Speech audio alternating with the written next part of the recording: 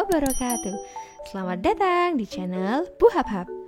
Kali ini kita akan belajar kembali tentang bab cahaya dan optik.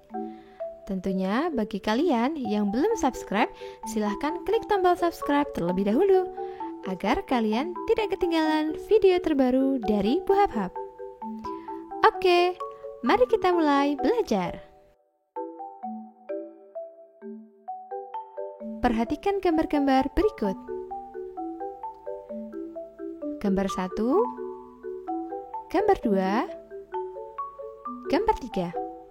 Ketiga gambar tersebut adalah pengaplikasian atau pemanfaatan dari pemantulan cahaya, yaitu cermin. Namun, mengapa bayangan yang dihasilkan dari cermin-cermin tersebut dapat berbeda-beda? Ya, betul sekali. Karena jenis cerminnya berbeda-beda. Gambar pertama adalah cermin datar. Gambar kedua adalah cermin cekung. Sedangkan gambar ketiga adalah cermin cembung. Pada video yang pertama, kita sudah belajar bersama tentang cermin datar. Dan pada video kali ini, kita lanjutkan membahas tentang cermin cekung. Sudah siap belajar? Mari kita mulai. Pertemuan kedua, pemantulan cahaya cermin cekung. Cermin merupakan alat optik yang prinsip kerjanya berdasarkan hukum-hukum pemantulan cahaya. Cermin berbeda dengan lensa. Hanya satu sisi pada cermin yang memiliki fungsi untuk memantulkan cahaya, yakni sisi muka cermin. Sedangkan pada sisi belakang cermin tidak masalah apapun bentuknya karena cahaya memang tidak dapat melewati cermin. Berdasarkan kelengkungannya, cermin dibedakan menjadi dua macam, yaitu cermin cekung dan cermin cembung.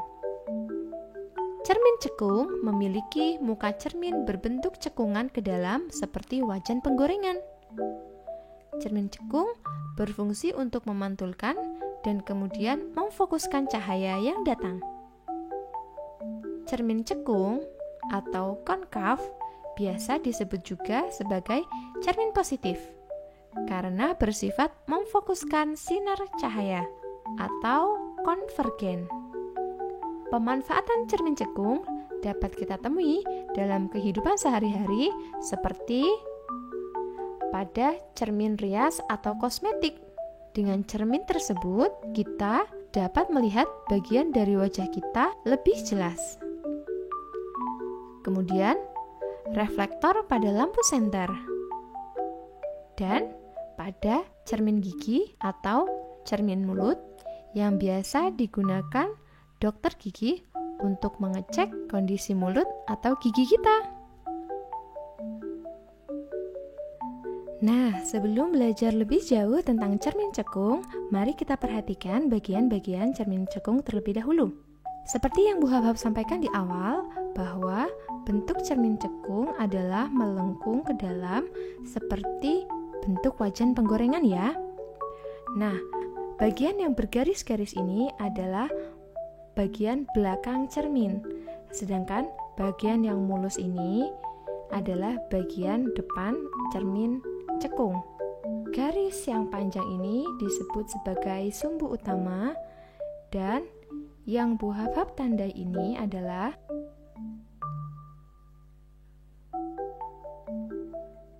titik pusat bidang cermin.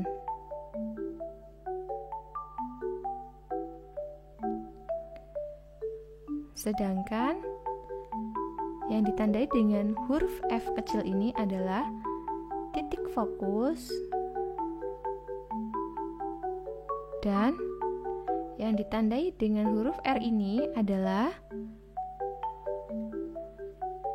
titik pusat kelengkungan cermin. Jarak antara titik pusat bidang cermin dengan titik fokus disebutnya sebagai jarak fokus. Sedangkan antara titik pusat bidang cermin dengan titik pusat kelengkungan cermin disebutnya adalah jari-jari kelengkungan cermin. Nah, jarak dari titik pusat ke titik fokus ini jaraknya sama dengan jarak antara titik fokus dengan titik pusat kelengkungan, sehingga besarnya jari-jari adalah 2 kali jarak fokus. Dapat diartikan juga bahwa jarak fokus berarti setengahnya dari jari-jari. Mungkin kalian bertanya-tanya, kok namanya jari-jari kelengkungan?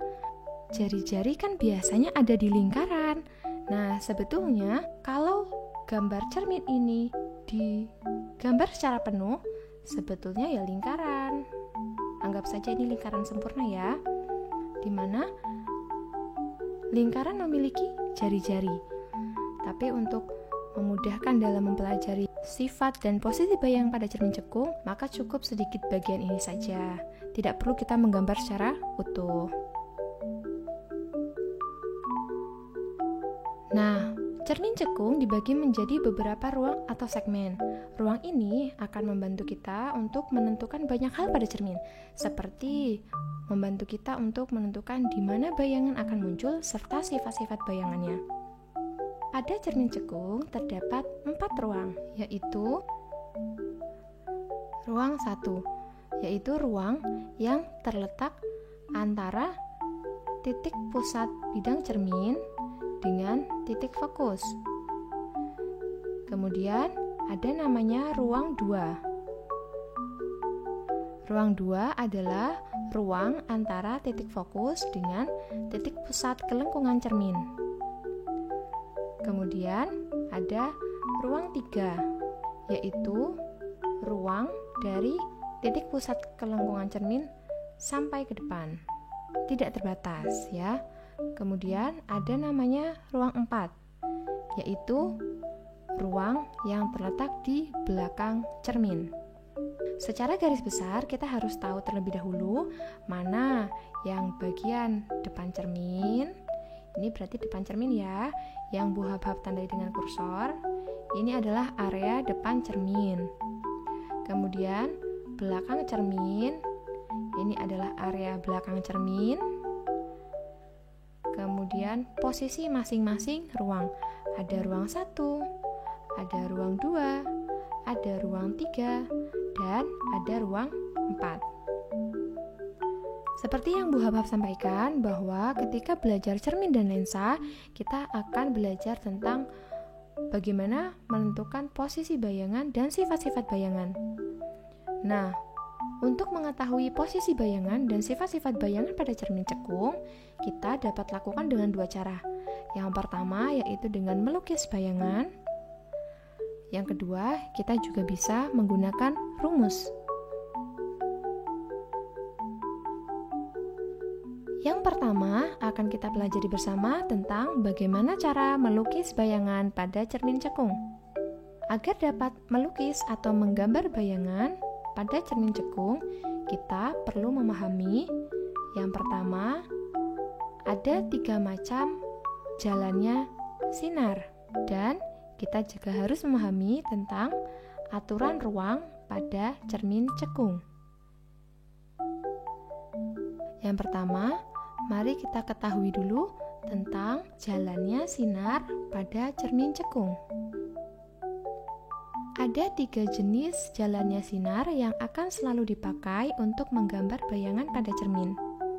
Silahkan kalian perhatikan arah sinar yang akan Bu Habhab tunjukkan dengan tanda panah yang berjalan. Yang pertama, apabila sinar datang sejajar dengan sumbu utama, maka sinar tersebut akan dipantulkan melalui titik fokus. Sekali lagi, ini sinar datang, ini sumbu utama, dan posisi antara mereka itu sejajar, ya. Sinar datang sejajar sumbu utama akan dipantulkan. Nah, ini ketika sinar datang sejajar sumbu utama kemudian kan mengenai cermin. Nah, cermin akan memantulkan cahaya melalui titik fokus. Jadi, habis cahayanya kena cermin, kemudian cahayanya langsung dipantulkan lewat ke titik fokus. Kemudian, yang kedua, sinar datang melalui titik fokus akan dipantulkan sejajar sumbu utama. Perhatikan arah panah yang menunjukkan jalannya sinar berikut. Sinar datang melalui titik fokus akan dipantulkan sejajar sumbu utama. Sekali lagi, sinar datang melalui titik fokus. Jadi ketika datang itu pas di titik fokus, kemudian setelah sampai mengenai cermin cekung, maka akan dipantulkan cahayanya sejajar. Sinarnya akan dipantulkan sejajar dengan sumbu utama. Kemudian yang ketiga, sinar datang melalui pusat kelengkungan, maka akan dipantulkan kembali melalui titik pusat kelengkungan tersebut. Jadi, ketika sinar datang melalui titik pusat kelengkungan, jadi melalui bagian yang R ini, setelah mengenai cermin, dia akan mantul kembali. Mantulnya melalui titik pusat kelengkungan itu lagi. Jadi kembali lagi. Nah, 3 jalannya sinar tadi akan sangat membantu kita agar dapat membuat bayangan. Namun sebelum itu, untuk membuat bayangan, kita juga harus tahu tentang aturan ruang pada cermin cekung. Aturan ruang pada cermin akan membantu kita untuk menentukan posisi bayangan dan sifat bayangan. Sifat bayangan itu maksudnya seperti yang sudah kita pelajari di cermin datar. Maya, tegak, sama besar, itu namanya sifat-sifat bayangan. Nah, kita akan belajar itu di cermin cekung. Kita akan menentukan sifat bayangan yang dibentuk oleh cermin cekung. Aturan ruang selain mempermudah menentukan sifat bayangan, juga bisa membantu proses perhitungan beberapa tipe soal. Yang pertama, ruang benda ditambah ruang bayangan sama dengan 5. Maksudnya adalah, tadi kan Bu Habab sampaikan bahwa cermin cekung itu ada 4 ruang. Ruang benda tambah ruang bayangan sama dengan 5. Ruang benda maksudnya adalah ruang tempat di mana ada benda. Jadi contoh, Bu Habab punya benda, yaitu berupa pensil. Nah, pensilnya berada di ruang 1. Berarti ini adalah ruang benda, karena disinilah tempat benda berada. Nah, ruang bayangan berarti ya tempat bayangannya terbentuk. Nah, kalau bendanya di ruang 1, maka sesuai dengan informasi ini, ruang benda tambah ruang bayangan sama dengan 5. Berarti kalau bendanya di ruang 1, maka bayangan akan jatuh di ruang 4. Karena 1 tambah 4 sama dengan 5. Jadi, kalau kita punya benda di ruang 1, maka sesuai dengan informasi ini atau aturan ruang yang pertama ini, kalau kita punya benda di ruang 1, maka bayangannya akan jatuh di ruang 4. 1 tambah 4 kan 5. Nah, sekarang kita coba lagi.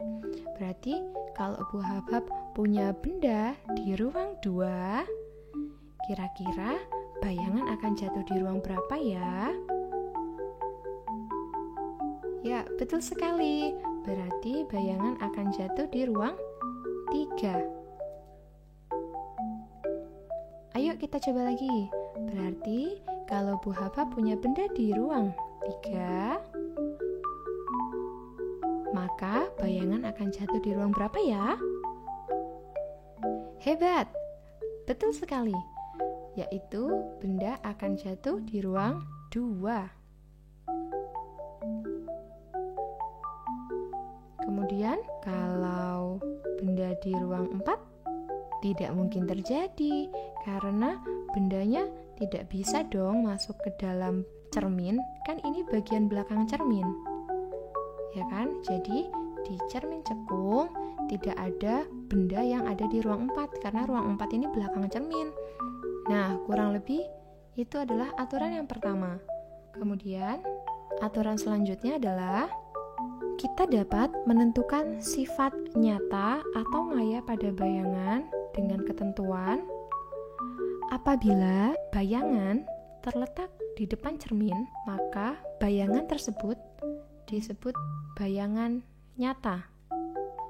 Nanti kalau pakai rumus, nilai bayangan tersebut akan bernilai positif. Itu artinya bayangannya nyata. Nah, contoh tadi nih, ada bayangan di ruang 2. Berarti bayangannya nyata karena ini area depan cermin. Ini depan cermin, ya kan?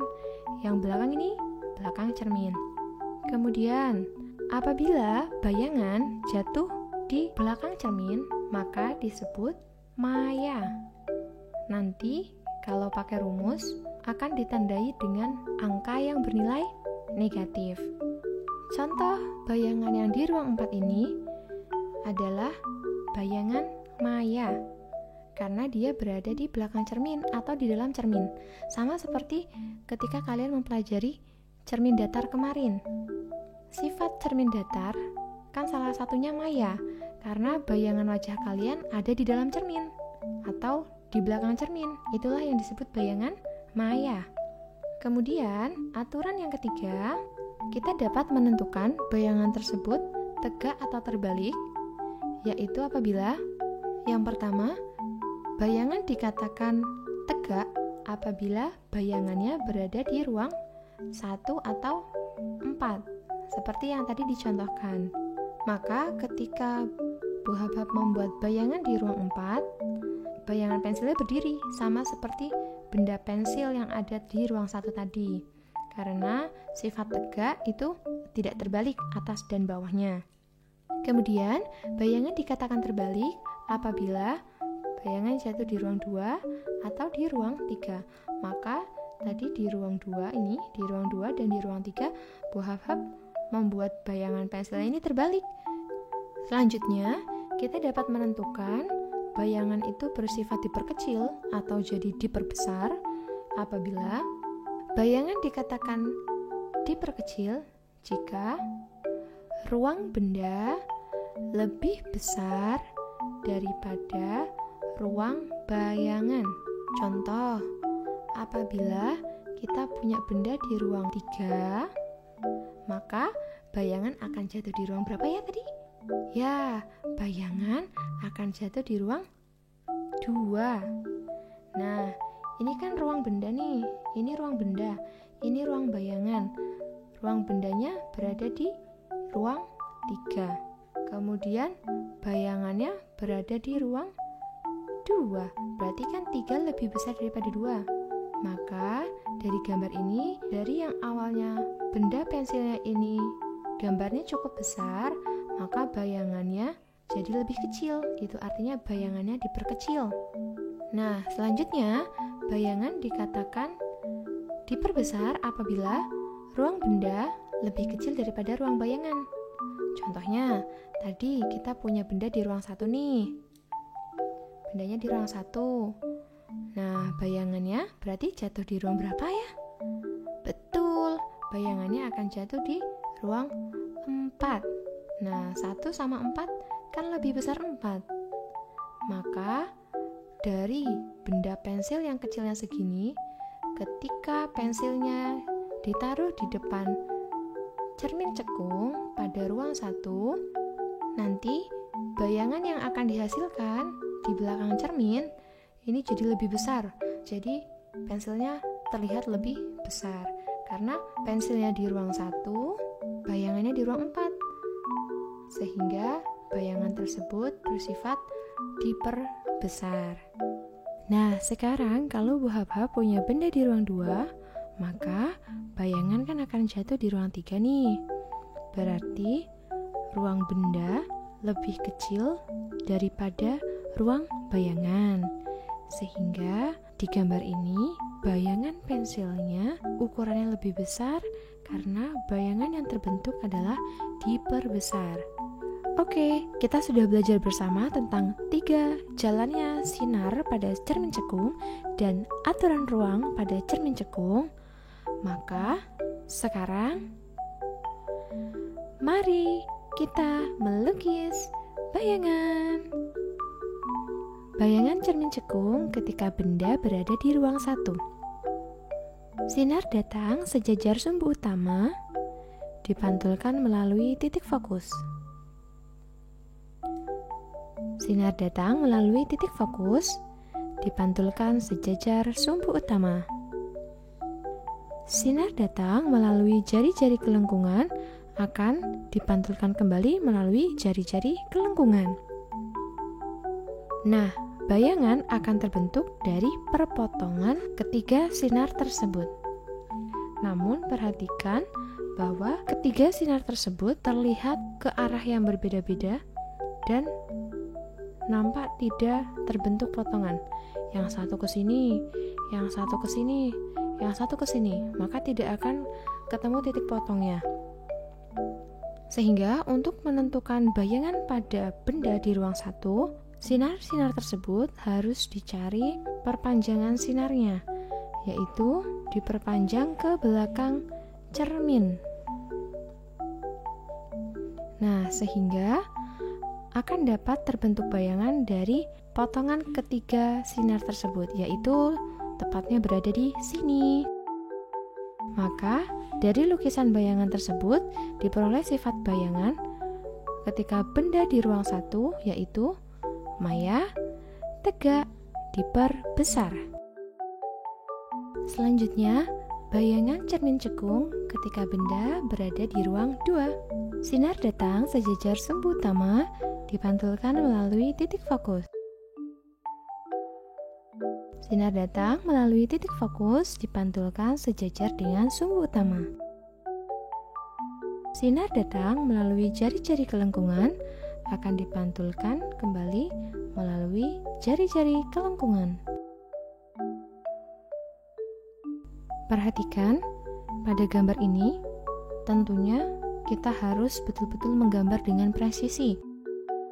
Nah, sebetulnya untuk mendapatkan bayangan, kita cukup menggunakan 2 jalan sinar saja. Kita tidak menggunakan yang melalui jari-jari kelengkungan, itu tidak masalah. Hanya saja di video ini, Bu Haba ingin menunjukkan bahwa betul-betul ketiga jalannya sinar itu ternyata akan dapat membantu kita untuk membentuk bayangan. Namun di sini harusnya kelengkungan cermin cekungnya itu agak tinggi, begini ya. Tapi tidak masalah, yang pasti sinarnya sudah melalui jari-jari kelengkungan dan kembali. Nah, di sini terlihat bahwa sinar-sinar tersebut berpotongan, maka hal tersebut akan membentuk bayangan sebagai berikut. Nah, dari lukisan ini sehingga kita dapat mengetahui bahwa sifat bayangan ketika benda berada di ruang 2 adalah nyata, terbalik, diperbesar. Nyata karena tadi bayangannya berada di depan cermin. Ini depan cermin ya. Kemudian terbalik dan ukurannya diperbesar. Selanjutnya, bayangan cermin cekung ketika benda berada di ruang 3. Sinar datang sejajar sumbu utama, dipantulkan melalui titik fokus. Sinar datang melalui titik fokus, dipantulkan sejajar sumbu utama. Sinar datang melalui jari-jari kelengkungan akan dipantulkan kembali melalui jari-jari kelengkungan tersebut. Sekali lagi, karena keterbatasan dalam menggambar sehingga sinar yang melalui jari-jari kelengkungan hanya Bu Haba tampilkan sampai sini ya. Sehingga dari ketiga sinar tersebut terbentuklah perpotongan di sini. Maka bayangan yang akan dihasilkan adalah sebagai berikut. Sehingga sifat bayangan ketika benda di ruang 3 adalah nyata, terbalik, dan diperkecil. Selanjutnya, ada kondisi khusus ketika bendanya terletak di jari-jari. Namun prinsipnya masih sama, melalui jalannya sinar. Yang pertama, sinar datang sejajar sumbu utama dipantulkan melalui titik fokus. Sinar datang melalui titik fokus dipantulkan sejajar sumbu utama. Kalau benda berada di jari-jari, kita tidak perlu menggunakan jalannya sinar yang ketiga, karena dua jalannya sinar ini sudah cukup membantu kita untuk menentukan letak dan sifat bayangan, yaitu akan dihasilkan bayangan sebagai berikut. Maka sifat bayangannya yaitu nyata, terbalik, dan sama besar. Ya, ini adalah sifat bayangan khusus ketika bendanya terletak di jari-jari. Nah, perlu diingat bahwa ketika kalian ingin mengetahui posisi dan sifat bayangan dengan cara melukis bayangan, kalian betul-betul harus menggambar dengan presisi. Maksudnya adalah apabila diinfokan tinggi bendanya 2 cm, ya betul-betul digambarnya 2 cm. Atau kalau jari-jari kelengkungannya yaitu sepanjang 20 cm, ya betul-betul kalian harus menggambarnya 20 cm. Namun, hal itu akan sangat terbatas apabila diinfokan misalnya tinggi bendanya 5 meter. Kan kita kesulitan ketika kita ingin menggambar bendanya itu setinggi 2 meter. Sedangkan kita menggambarnya di buku tulis atau di buku gambar. Sehingga sangat terbatas untuk mengetahui posisi dan sifat bayangan dengan cara melukis bayangan. Namun, ada solusi lain jika kalian ingin mengetahui posisi dan sifat bayangan, yaitu dengan menggunakan rumus cermin cekung. Rumus cermin, baik cermin cekung maupun cermin cembung, sama seperti berikut, yaitu 1/F sama dengan 1/SO tambah 1/SI. Dan rumus berikutnya yaitu M sama dengan SI per SO sama dengan HI per HO, di mana F adalah jarak fokus dari cermin, SO adalah jarak benda dari cermin, SI adalah jarak bayangan dari cermin, M yaitu perbesaran bayangan, HO adalah tinggi benda, HI adalah tinggi bayangan. SO ini di sini tuh maksudnya O adalah objek gitu ya. Jadi SO itu adalah objek benda, adalah jarak benda. SI, I-nya itu adalah image atau gambar atau bayangan. Jadi SO itu jarak benda, SI itu jarak bayangan. Nah, coba perhatikan gambar di bawah ini. Mari kita identifikasi bersama bagian pada cermin yang berhubungan dengan rumus. Yang buah bab tanda ini adalah jarak fokus dari cermin. Kemudian kalau kita punya benda nih di ruang berapa? Ya, bendanya di ruang 3 ini. Nah, jarak dari benda sampai ke cermin inilah yang disebut SO, yaitu jarak benda dari cermin. Kemudian, kan kalau bendanya di ruang 3, bayangannya jatuh di ruang 2 nih. Maka jarak bayangan dari cermin inilah yang disebut SI, jarak bayangan.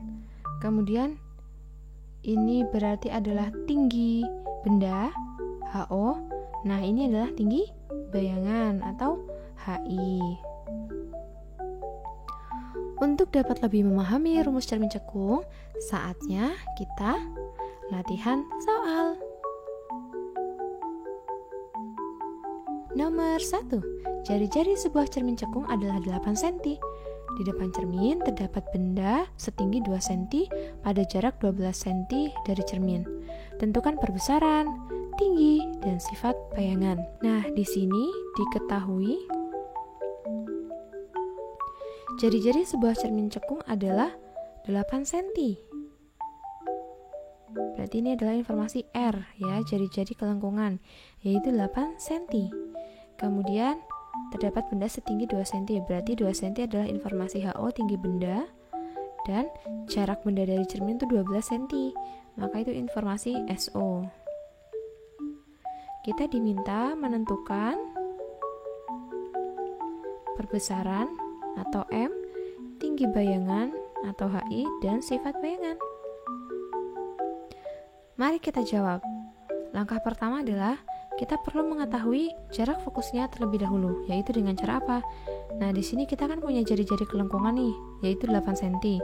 Sedangkan jari-jari kelengkungan adalah nilainya 2 kali fokus. Maka dari sini kita tahu bahwa untuk mencari fokus adalah setengah dari jari-jari nilainya berapa. Nah, setengah dari 8 berarti adalah 4 cm. Nah, 4 cm ini adalah informasi jarak fokus atau F. Setelah memperoleh F atau jarak fokus, kita bisa mencari SI. Nanti ini SI bisa digunakan untuk menentukan perbesaran sama sifat bayangan. Jadi setelah mencari F, kita mencari SI, yaitu dengan rumus 1/F sama dengan 1/SO ditambah 1/SI. Tinggal kita masukkan aja angkanya. 1/F, F-nya kan 4 nih, 4 sama dengan 1/SO, SO-nya 12 tambah 1/SI. Ini SI-nya yang ditanyakan kan, biarkan aja SI. Kemudian 1/12 nya pindah ruas, jadi 1/4 dikurangi 1/12 sama dengan 1/SI. Nah, kita samakan penyebutnya jadi 12 ya. Ini jadi 3, ini tetap 1. 2/12 sama dengan 1/SI, maka SI-nya, jarak bayangannya dari cermin yaitu senilai 12/2 ya, yaitu 6 cm. Nah, kita sudah punya SI nih. Sekarang kita bisa menentukan perbesaran bayangan, yaitu dengan rumus M sama dengan SI per SO. Nah, jangan lupa dengan tanda ini ya, ini adalah tanda mutlak. Maksudnya, jika di antara SI sama SO itu nilainya negatif, maka tanda negatifnya tidak terbaca. Maksudnya, tanda negatifnya itu dihiraukan. Jadi tinggal kita masukkan bahwa perbesaran adalah SI, SI-nya 6, SO-nya 4. SO-nya 12 ya. Maka perbesarannya yaitu sebesar setengah. Oke, kita sudah dapat nih perbesaran. Dengan perbesaran kita bisa mencari HI. Dengan rumus apa? Nah, perbesaran kan bisa dicari dengan SI per SO. Perbesaran juga bisa dicari dengan tadi adalah HI per HO. Nah, perbesarannya kan kita sudah tahu nih, perbesarannya setengah. HI-nya yang ditanyakan, maka ditulis aja HI. HO-nya kan kita udah tahu, tingginya 2 cm. Nah, ya udah, berarti 2-nya ke sini jadi 2/2 sama dengan HI, maka tinggi bayangannya yaitu sebesar 1 cm. Nah, perbesaran udah, tinggi bayangan udah, sekarang tinggal sifat bayangan. Nah, sifat bayangan yang terbentuk adalah di sini SI-nya kan 6 cm. Berarti dia tuh positif, tidak negatif. Nah, kalau SI-nya positif, maka bayangannya adalah nyata, bukan maya, ya. Bayangannya dikatakan maya kalau SI-nya ini negatif. Kemudian, ini bayangannya tegak atau terbalik ya. Nah, untuk mengetahui hal tersebut, kita perlu dibantu dengan sedikit gambar, ya. Oke, kan diinfokan jari-jari kelengkungannya itu ini ya, dari cermin ke jari-jari kan 8 cm. Kemudian kita sudah mencari jarak fokus, yaitu jarak dari titik fokus ke cermin kan adalah 4 cm. Nah, terus perhatikan, jarak bendanya dari cermin adalah 12 cm. Berarti posisinya kira-kira di mana kalau 12 cm? Dari cermin ke F sudah 4. Kemudian sampai di R 8. Berarti kalau bendanya 12 cm dari cermin berarti kira-kira ada di sini ya. Nah, bendanya kira-kira ada di sini. Berarti bendanya ada di ruang 3, betul. Nah, kalau benda di ruang 3, mari kita ingat aturan bahwa ruang benda ditambah ruang bayangan yaitu 5. Nah, sekarang kalau tadi ruang bendanya ada di ruang 3, maka tambah berapa biar ketemunya 5? Ya, betul. Tambah 2.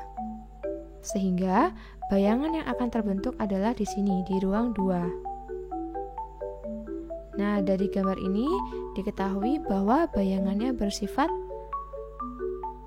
terbalik. Kemudian, perhatikan bahwa M atau perbesaran itu adalah setengah.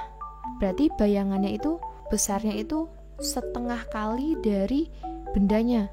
Setengah kali dari bendanya kan berarti bendanya lebih kecil dong. Sehingga sifatnya adalah diperkecil. Nah, kita coba lagi yuk. Latihan soal yang kedua. Sebuah benda diletakkan 2 cm di depan sebuah cermin dengan jarak fokus 4 cm. Tinggi bendanya 3 cm. Tentukanlah tinggi, perbesaran, dan sifat bayangan. Diketahui bahwa bendanya itu 2 cm depan cermin. Berarti ini informasi apa? Ya, informasi SO. Kemudian jarak fokusnya 4 cm. Berarti informasi F. Tinggi benda 3 cm. Berarti HO. Nah, kita diminta menentukan tingginya bayangan, perbesaran bayangan, sama sifat. Sekarang mari kita jawab. Kita sudah punya F, kita sudah punya SO. Maka untuk menentukan perbesaran bayangan, kita cari tahu dulu SI-nya berapa. Yaitu dengan rumus 1/F sama dengan 1/SO tambah 1/SI. 1/F, F-nya 4 cm, SO-nya 2 cm, tambah 1/SI. Pindah ruas ke sini nih. 1/4 kurangi 1/2 sama dengan 1/SI. Sama-sama dijadikan 4. Ini 1, ini 2. 1/SI. Negatif 1/4 sama dengan 1/SI. Maka hasil SI-nya adalah negatif 4 cm. Nah, ada tanda negatifnya nih. Oke, kita lanjut dulu. Kita sudah punya SI, maka kita bisa mencari M atau perbesaran, yaitu dengan SI/SO. Ingat, ini ada tanda mutlak. Tanda mutlak tuh artinya kalau salah satu antara SI atau SO tuh ada yang negatif, maka tanda atau simbol negatifnya itu dihiraukan. Tadi kan SI-nya negatif 4 nih, ya tulis aja dulu. Per SO-nya yaitu 2 cm. Tadi Bu Habab sampaikan bahwa ada tanda mutlak, maka negatifnya dihiraukan. Anggap saja nih dihapus ya. Sehingga tinggal 4/2, yaitu 2. Sehingga perbesarannya 2 kali. Kemudian, kalau sudah punya perbesaran, kita bisa menentukan tinggi bayangan, yaitu dengan rumus apa tadi? Ya, HI/HO. M-nya kan 2. HI-nya yang ditanyakan. HO-nya yaitu 3 cm. Sehingga 3-nya tinggal kali di sini ya. 2 kali 3 sama dengan HI. Maka tinggi bayangannya sebesar 6 cm. Kemudian sifat bayangannya. Nah, ini SI-nya negatif nih. Berarti sifatnya adalah maya atau bayangannya di belakang cermin. Kemudian ini tegak atau terbalik ya. Nah, untuk tahu tegak atau terbaliknya, kita perlu bantuan gambar lagi. Oke, kita coba perkirakan. Ini ada F, ini ada R. F-nya di sini kan fokusnya 4 cm. Ya. Terus bendanya itu diletakkan 2 cm di depan cermin. Dari cermin ke F itu 4. Berarti bendanya kira-kira di sini, ya kan? Kan 2 cm depan cermin nih. Berarti bendanya di ruang berapa? Ya, bendanya di ruang 1. Mari kita ingat lagi kalau ruang benda ditambah ruang bayangan ketemunya 5. Nah, kalau bendanya di ruang 1, maka tambah berapa biar jadinya 5? Betul, ditambah 4. Sehingga kalau bendanya di ruang 1, bayangannya akan jatuh di ruang 4. Sehingga bayangan yang terbentuk yaitu bersifat tegak. Selanjutnya diperbesar atau diperkecil ya. Nah, kita tahu jawabannya dari ini. M atau perbesaran. Perbesarannya 2. Berarti bayangannya itu diperbesar 2 kali daripada ukuran benda, sehingga sifatnya yaitu maya, tegak, dan diperbesar. Nomor 3. Kak Ros sedang melihat jerawat pada mukanya menggunakan cermin rias dan mendekatkan wajahnya sampai 4 cm di depan cermin. Bayangan jerawat yang dihasilkan 4 kali lebih besar. Berapakah jari-jari cermin? Nah, kalian sambil coba ya, sambil Bu Haba bantu. Diketahui Kak Ros mendekatkan wajahnya 4 cm depan cermin, berarti wajahnya itu sebagai benda. Ya, sehingga 4 cm adalah informasi SO. Kemudian bayangannya jadi kelihatan 4 kali lebih besar. Berarti ini adalah informasi perbesaran, yaitu 4 kali. Kemudian yang ditanya adalah jari-jari. Simbolnya apa? Simbolnya R. Mari kita jawab. Nah, untuk menjawab ini kita punya informasi SO sama punya informasi M atau perbesaran. Maka yang pertama kita harus mencari SI-nya dulu, yaitu dengan rumus M sama dengan SI per SO. Tinggal dimasukkan. M-nya kan kita punya info 4, ya 4 kali. SI-nya yang ditanyakan. Nah, SO-nya 4 cm. Ya udah, berarti 4-nya pindah sini jadi perkalian. 4 kali 4 sama dengan SI, maka jarak bayangannya atau SI yaitu senilai 16 cm. Nah, kita udah punya informasi SI nih. Sekarang kita bisa mencari fokus ya. Dari rumus 1 per F sama dengan 1 per SO ditambah 1 per SI. 1 per F sama dengan 1 per SO-nya berapa tadi? SO-nya 4 ya. Tambah 1 per SI, SI-nya 16. Nah, kita samakan jadi 16 ya. Ini 4, ini 1. 1 per F sama dengan 5 per 16, maka F sama dengan 16 per 5, atau sama dengan berapa berarti? 3,2 cm. Nah, kita sudah punya informasi F. Sedangkan kita tahu bahwa jari-jari adalah 2 kalinya fokus, sehingga jari-jari cermin dapat kita ketahui yaitu 2 kali 3,2, yaitu sebesar 6,4 cm. Oke, dari 3 contoh soal tersebut semoga dapat memberikan gambaran kalian untuk penggunaan rumus cermin cekung. Nah, agar kalian dapat lebih memahaminya lagi, silahkan ketikkan link kuis ini di Google, bit.ly/cermincekung1. Selamat mengerjakan. Demikian video pembelajaran kali ini. Jangan lupa share, like, dan komen. Terima kasih.